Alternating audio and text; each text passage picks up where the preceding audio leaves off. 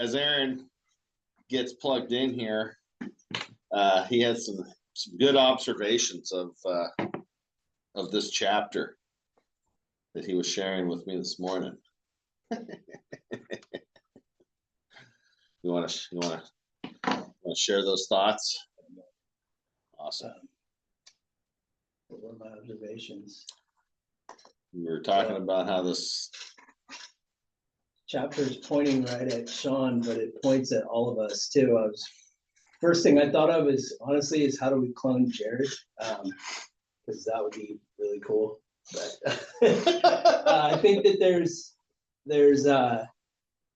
steps. I think it starts with SOPs, like defining what your job is the first step, and then how you do it and documenting that process so it can be replicated. That's key. Yeah, it's interesting that the one of the takeaways from our 10x360 was getting job descriptions on paper. Was something Aaron and I both put on our list of things that needed to be done, and we have, I don't know, I think we're about 60% there. We got most of our roles are at least started. There's sheets, and we are attacking them all as a team. It's definitely not something that you have to do all by yourself. If you are all by yourself, then it makes sense because you're the only employee. You might as well start documenting what you're doing now, so that when you do find that clone, you can just hand them the playbook, right? Like, here it is. As I like to say, roll out the set of plans. Here's your set of plans. It's all on paper. But it's a lot of mental gymnastics when you start really looking at, how do I do what it is I do? And I think it's critical to do that time audit. That's kind of got to be done just in order for you to recognize how many different things you're doing on a daily, weekly basis, a month if you can have the discipline to do it. But we're pulling the data now from those time cards to use them, filling out the roles and responsibilities, because there's a lot of stuff that happens that when you're sitting here, you're like, oh, I got to put everything down that I do. It's like, a lot of things slip through the cracks, but doing it is key. Track it, utilize Excel. I mean, it said, if you don't know how to use Excel, start using it and start learning it. It's not that hard, and you can Google everything and track your time on an Excel spreadsheet. Makes looking back at what you did way easier, but you have to have the thing open all the time, and you have to be updating it almost hourly, or you will forget. You will forget. Yeah. You will forget. Forget. I will forget. I will forget. I will forget. So one of the keys he talks about is delegating outcomes, not just tasks. And that has to do with when you are turning over responsibilities, beyond just the inbox and the calendar. When you're training a new leader, you want them to understand what the outcome is and how to get to the outcome, and not just to check boxes, because we can get anybody to check boxes, but it takes willpower and intelligence to create outcomes. His first hire, he says, is always going to be an executive assistant. I was late to the game on that one, but we're making up for it now. And he talks about using they call them VAs, virtual assistants, and I think it's a good option if you're short on funds and you really just need somebody to do basic things for you. And I've had, you know, I've never had a VA situation that worked out good for me, even when they were based in the US. But that's not to say it can't work. There's people who use them and swear by them. So it's like anything else. You're gonna have to, first of all, you gotta make sure that they know what it is you want them to do. And secondly, you're probably gonna have to run through at least a couple of them before you find the one that really sticks. You know, because they're gonna be a big part of keeping you able to focus on the things that are going to go out and make you money, not just the things that create checklists.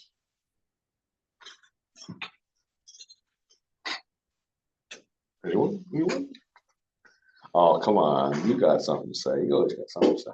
No, this book is literally talking about my role I know. and how I can improve myself. Well, we just talked about it a lot yesterday, right? That's true.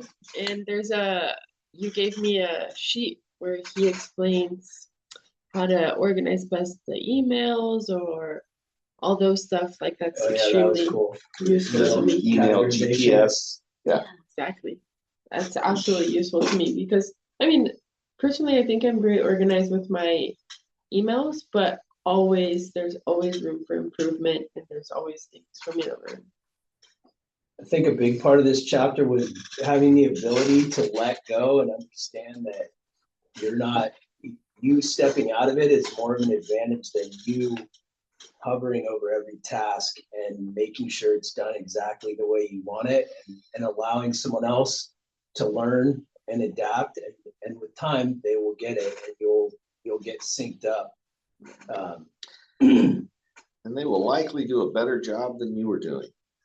Yeah, I was telling Sean this morning, it was funny in the chapter, he talked about an employee looking at a big invoice and having the unemotional attachment to just pay the bill. I thought that was interesting. Like, oh, I could see how that makes sense, you know? It's like, just go. Do it. Yeah. Just get it done. Take it off the table. Shoot, where was I? Just had some thought go in my head and it disappeared. I like to create clear decisions, filter so your team understands your standards and can act independently. That's extremely important for you to know what you want to be done, so then it can be very loud and clear for everyone else around the room. Yeah. And I know what it was. 80% done by somebody else is 100% friggin' awesome. Yep. So, don't get discouraged by people who are doing 80% of the work you used to do. You should be extremely encouraged by that. Worrying about how you're going to keep them busy, you will find stuff, and if they have the ability to learn, they're going to learn to wear all those different hats and take you out of that equation as much as possible, so you can focus on the things that money coming in the door. Yeah, he did make that comment where it's like, if you're wearing all the hats, you've done it, so you can teach someone else to wear all those different hats too. So I thought that was a good point. Yeah, it's a process too. You got to go into it expecting that there's going to be a learning curve, and you're going to have to train and retrain and update and have meetings, and showing someone once isn't ever enough. It's like you're going to have to go through the process a few times. And I think the other thing to remember is it's okay not to be perfect on your first pass. Like, we're all learning how to do this at some level, right? And I've never had, what do we got? 1, 2, 3, 4, 5, 6, 7. If we 7 with Masood, right? So I've never had 7 people all working in a not labor construction position. Like, never had this many people working from the office and admin support side. So I don't know how to do it all, and that's okay. We've learned a lot, and I think back to, what was it, 2023, Aaron, when it was just you and me, and and BCK. And Yeah. we're just like, I mean, think of what were you doing 2.5 years ago? Well, I'll tell you. So BCK, let's see, 2023 in November.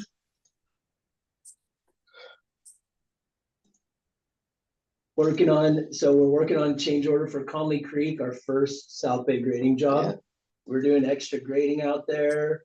A bunch of outreach. I have a lot of hours here on outreach, signing South Bay grading up with UCSC, webinars with City of Santa Cruz, networking list, just a lot of cold calling contractors off the Builders Exchange. And man, that was when we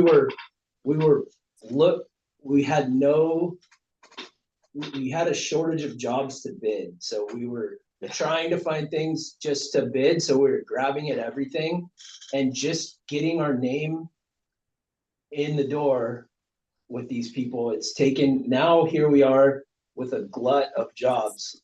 Jared's saying he's turning jobs down pretty much left and right. And we're focusing on what we think is the high value projects, the good clients. We've learned some lessons along the way of who not to work with, who we like working with, who pays fast. We've got a better understanding of it, but I wouldn't say it was easy. You don't just get there overnight. You got to show up every day and just keep trying things out. Country Squire Lane. Yeah. Well, what was your first week? Wasn't it May of 23? So I have my lane equipment time card is in Google Docs, and I don't have access to that anymore.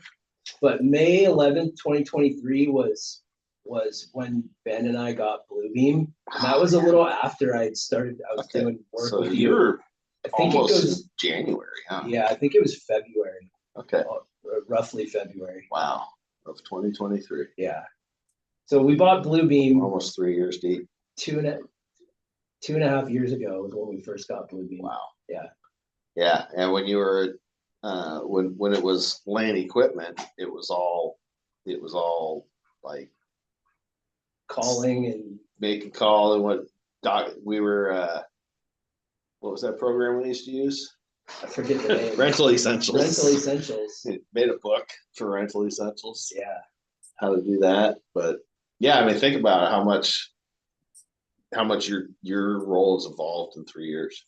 Yeah, it's totally different. Sure. And it's going to continue happening, right? That's why the earlier you start with with documenting what you do and creating SOPs, the better and faster you'll be able to scale, because you will reduce the amount of time that it takes to train somebody to do the things that you were doing, and the faster they can move into that position, take over at least 80% of what you were doing, and then probably do some of the things even better. So don't get discouraged if it's hard to do, because it's not an easy job. If it was easy, you would have already done it. You'd have already been we've already been making your hundreds of millions of dollars.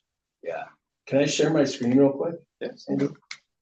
So I've pulled this up before, but I just want to show you guys like how crazy this spreadsheet is. And it's built.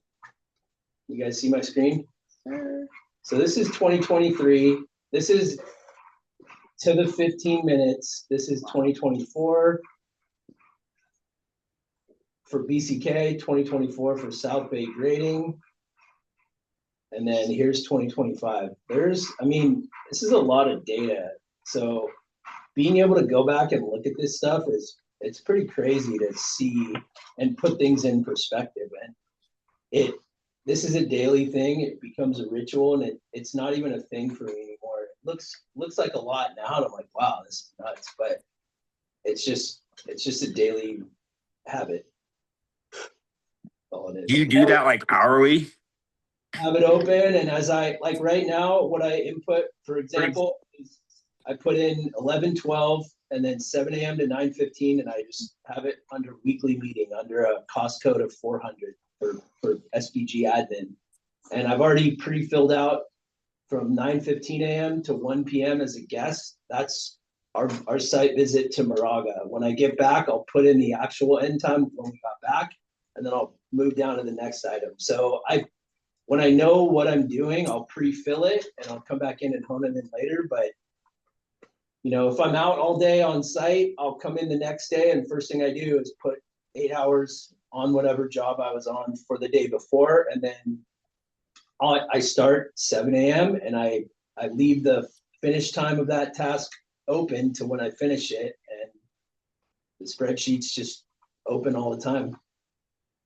There's other ways to track your time. You can get phone apps if you're not in front of a computer all the time. There's software that does it and categorizes it probably better than Excel.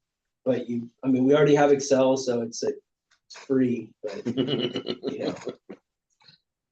Yeah, the better you can identify each thing you're doing, and the 15-minute block is pretty much the standard that most of these gurus use. It's 15-minute blocks. Some guys are 5-minute blocks, like Elon Musk, but That's crazy.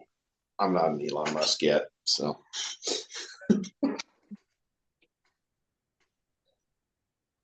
I think Elon Musk has like 3 personal assistants, Yeah. and they're all.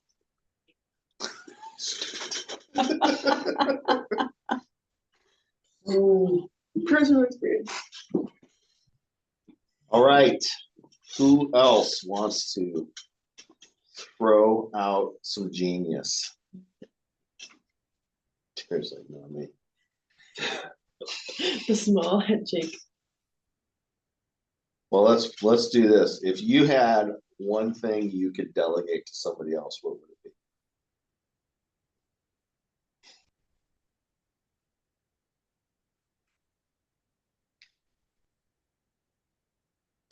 Don't know yet. I mean, like I was gonna say the follow-up stuff, but I've already been kind of Right? getting Sandy to help out with that. So All right. I don't know what the next thing is yet. You'll figure it out. Okay, this is starting to piss me off. I don't want to do this anymore. Nice. How about you, Drew? What's the first thing on your list to unload? Probably email management and like invoicing. Because when I get home from an install or get back to the shop from an install, like the first thing I need to do is, okay, run back to the computer and manage that invoice. Or sometimes what we do is we actually get that invoice prepped before we go out and email it to them and say, hey, when I'm done, I need to collect payment. So like sometimes I forget to do that. So that's kind of that would be a good one. All right. I bet you could find a VA that could do all that. Right. Or, just make somebody in your family do it. There you go.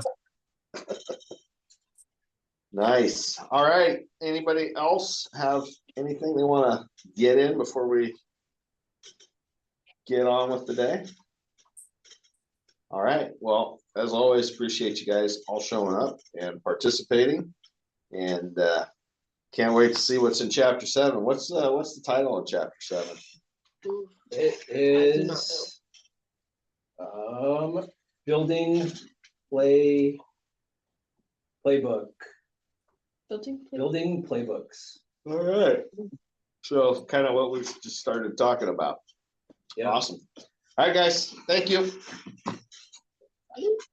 Stay See you dry. later. Stay dry, Drew.